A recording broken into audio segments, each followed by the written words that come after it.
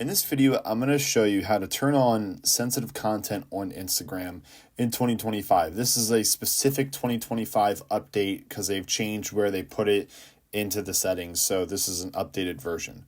So what you want to do is go to your Instagram and go to your profile at the bottom right. Go ahead and click your profile picture. And then from this point, go to your settings, which are the three bars at the top right corner here. And go ahead and scroll down. Scroll all the way down until you see a section called What You See. And look for the suggested content. Go ahead and go there.